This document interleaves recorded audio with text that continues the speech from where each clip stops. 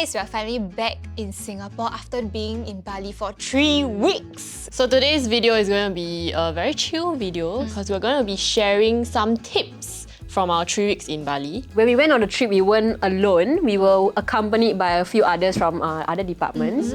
So we've gathered all of our inputs together and we're going to share them with you guys today. The first tip is actually one that is very important because when you're traveling to Bali, you're going to expect yourself to be going out a lot.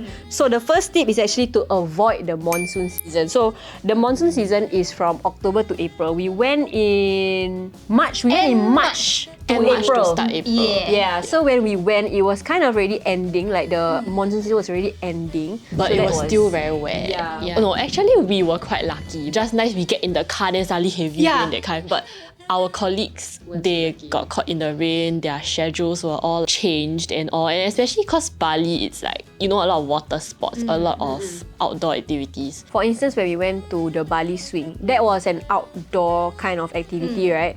But because we went in the morning, it was just nice. We missed the rain because it happened in the afternoon. So we were lucky in that sense, but you might not be as lucky. So if it's possible, although it's like the holiday season, it's best to avoid going to Bali during that period. So for our next tip is how to get around Bali. So the most common mode of transport in Bali would be private hire, such as car or bikes. I think we mainly recommend bikes is because it is one, so much cheaper and two, so much faster because the traffic in Bali is pretty bad. 10-minute ride could be extended to 30 minutes. You will be provided with helmets, so you don't have to worry about bringing your own. Usually the riders will have their own. Honestly, it felt very safe with the helmets, and the drivers were all very friendly as well. I think it felt safe because it is by the proper private hire companies. Yes. So they wear like their company jacket, company helmet, that kind of thing. So like it really feels like normal private hires, just that it's in motorbike form. Of course, they are locals, so they would know how to navigate the road better. So just put your trust in them and you will be there much quicker and much faster than you would imagine. A lot of times they would go off course through alleyways, that kind of thing. But all's good. You will see other people with the same uniform, so you will feel assured that you are not going to some shady area. Correct. So another method is also to engage your own drivers. I think it depends on the cost of your activity. So like if it's something that is quite secluded, right, and then it's gonna be difficult for you to call a private hire at that place to go back to your hotel or villa, then I think it's best to get a private driver. You just don't have to worry about not getting a transport home.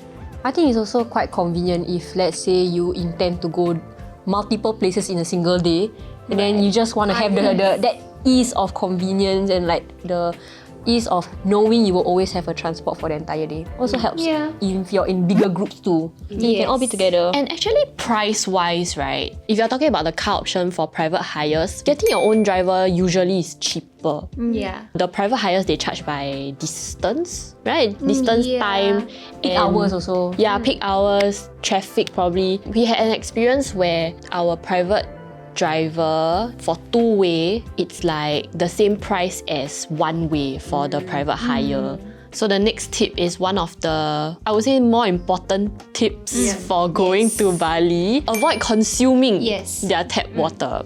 So this applies to ice as well because ice is made from their tap water.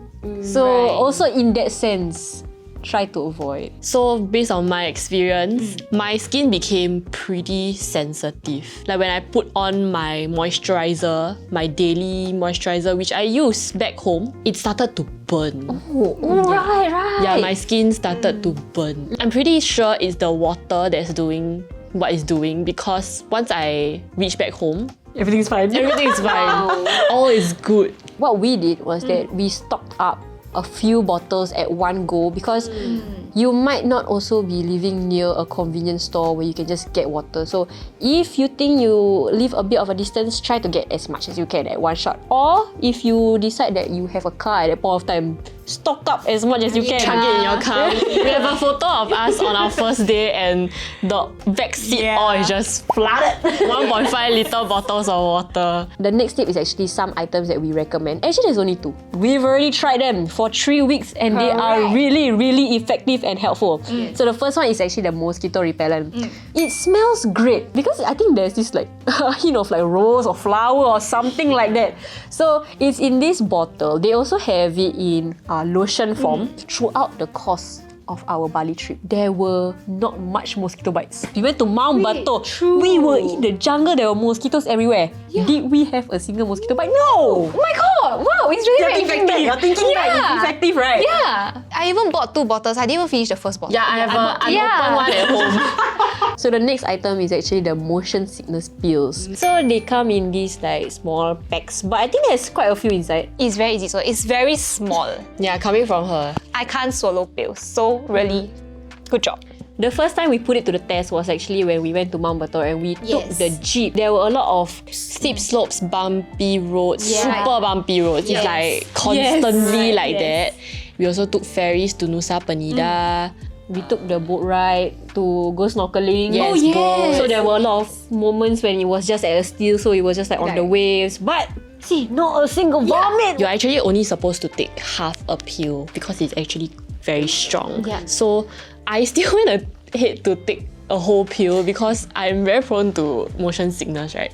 The side effect is that you will be very, very drowsy. Okay, we're gonna move on to tips that our colleagues told us. First one is to dress modestly when going to temples. I think this one very common sense. Some sarongs are included in your entrance fees, like the one that we went, but the one that our colleagues went, it wasn't, and they had to, either purchase it or like bring your own, right? But they are saying that it is better to bring your own to avoid having to buy overpriced sarongs at the entrance of these temples, because after they bought it, they realized how expensive it was. Like they mark up the price. The next tip is to avoid changing money at the roadside money changers. So our colleagues actually got scammed when they went to a roadside money changer to change money, and they filmed themselves. So we'll lay over the B-roll over here. So we came across a money changer, roadside one, and the rate is much higher than the authorized one. I'm gonna change $50 to see how. This is the alley that the money changer is in.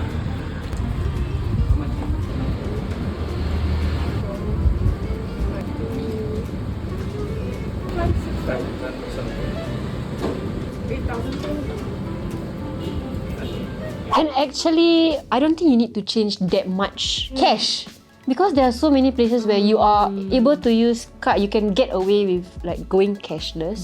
That's true. That's very true. Things that need cash are like your private drivers. What else? Probably like street food, Like night market lor. street Night market. street Yeah. stuff. I think the last tip that we have in regards to finances, before you go anywhere, do your research first, because some places don't actually have an entrance fee. But they might trick you into thinking that there is. Yes. So one of our friends actually went to this place and she was aware, luckily she was aware that this place didn't actually need to pay to enter, but they did try to get some cash out of her. So do your proper research, be mindful, and don't just follow blindly to anything anyone says, because this is also a foreign area. So take note. I think in general, our Bali trip was amazing. Everybody there is super friendly. Oh my god, yes. But definitely your trip to Bali would be like worthwhile, because this is only like probably 1% of everything else. Thank you for watching this video. If you have any more tips for Bali, please let us know in the comment section down below. Don't forget to like, share, subscribe, ring the notification bell down below. And watch our other videos over there. Bye! Have fun in Bali! We love you, Bali! No to Bali. No.